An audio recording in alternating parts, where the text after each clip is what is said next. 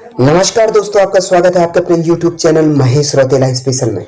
दोस्तों, हर बार की तरह एक बार फिर से मैं आपके सामने एक नई वीडियो के साथ ये वीडियो होने वाली है ट्रायंगल अर्थात त्रिभुज से संबंधित। इस वीडियो में आप लोग जानेंगे त्रिभुज क्या होता है, कोणों और भुजाओं के आधार पर त्रिभुज के प्रकार तथा त्रिभुज के क्षेत्रफल निकालने से संबंधित क्वेश्चन एंड सॉल्यूशंस, वो भी हिंदी और इंग्लिश दोनों में।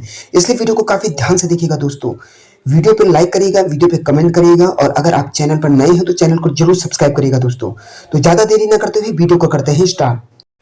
आज का पहला प्रश्न है दोस्तों, त्रिभुज क्या है? What is triangle?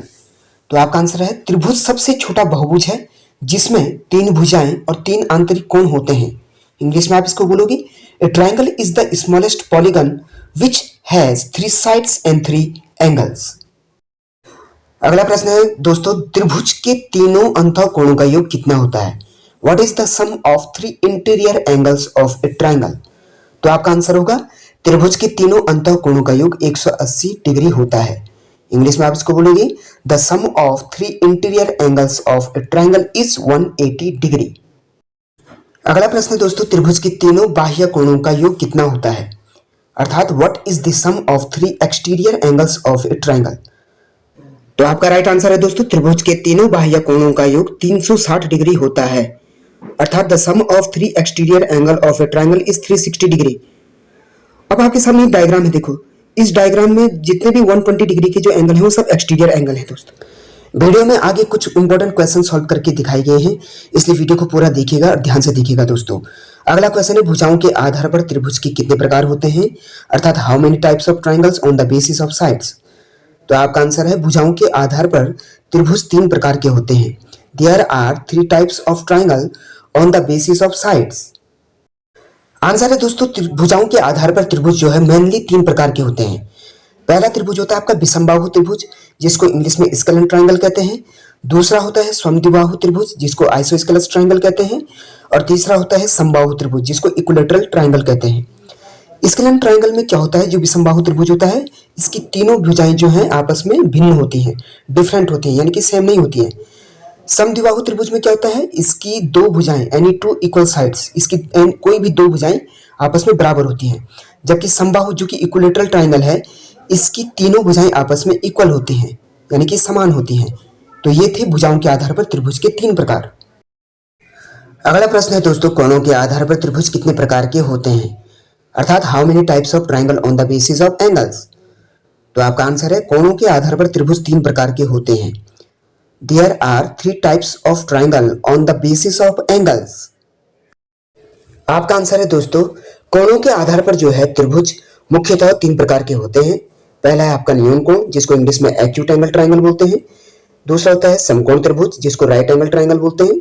और तीसरा है अधिक कोण त्रिभुज, जिसको ऑक्टस एंगल ट्रायंगल बोलते हैं।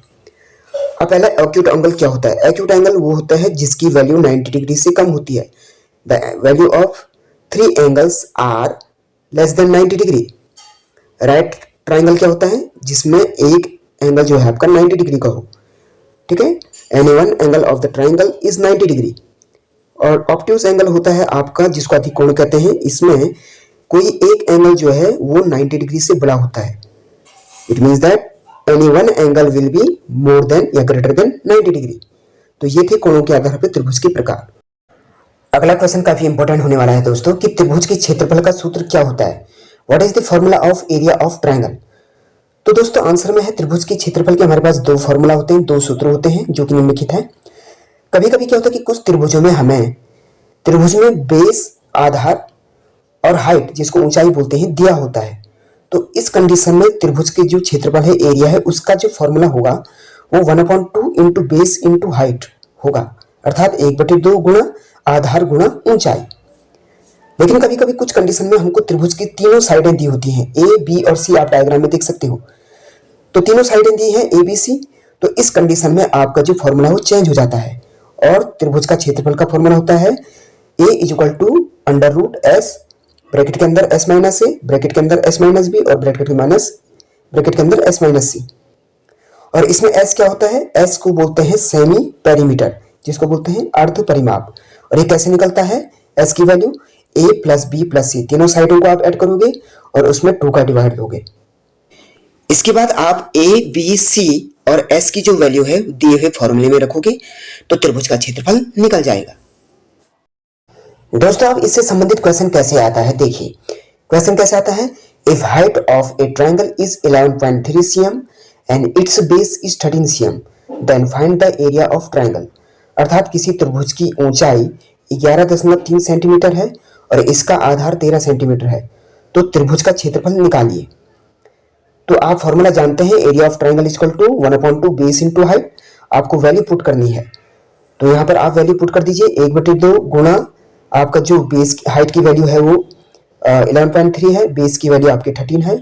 दोनों को आपस में हमने मल्टीप्लाई किया और इसमें 2 का डिवाइड किया, तो आपका एरिया जो आ गया त्रिभुज का वो आ गया 73.45 सेंटीमीटर स्क्वायर। अगला क्वेश्चन काफी इंपॉर्टेंट है दोस्तों, क्योंकि ये क्लास 9 और 10th लेवल का क्वेश्चन है। If 3 sides of an scalene triangle are 8 metre, 3 metre and 9 metre then find the area of triangle. अर्थात किसी विषमबाहु त्रिभुज की 3 भुजाओं की जो लेंथ है वो दी है आपको 8 मीटर, 3 मीटर और 9 मीटर, तो आपने उस त्रिभुज का क्षेत्रफल निकालना है। इसके लिए जो फॉर्मूला यूज होता है इसे बोलते हैं हीरोन्स फॉर्मूला। तो ये है area is equal to √s into s minus a into s minus b into s minus c. आप सबसे पहले एस की वैल्यू निकालेंगे, तीनों साइडों को ए प्लस बी प्लस सी को आप ऐड करेंगे, यानी कि 8 + 3 + 9/2 और 2 का डिवाइड करना है, तो आपका जो एस की वैल्यू आएगी वो आएगी 10 मीटर। ठीक है, अब आपको इस वैल्यू को दिए हुए फॉर्मूले में रखना है, अर्थात √s into s minus a into s minus b into s minus c में रखना है। तो आपका जो आंसर आ जाएगा वो आएगा आपका √10 इंटू 2 इंटू 7 इंटू 1 अर्थात √140 और ये अंडर रूट होता है आपका 11.8 मीटर स्क्वायर का। तो त्रिभुज का क्षेत्रफल आ गया आपका 11.8 मीटर स्क्वायर। उम्मीद करूंगा दोस्तों आपको वीडियो पसंद आई होगी, इसलिए वीडियो को लाइक करें, वीडियो पे कमेंट करें और अगर आप चैनल पर नए हैं तो चैनल को जरूर सब्सक्राइब करिएगा दोस्तों। जय हिंद, जय भारत, जय उत्तराखंड।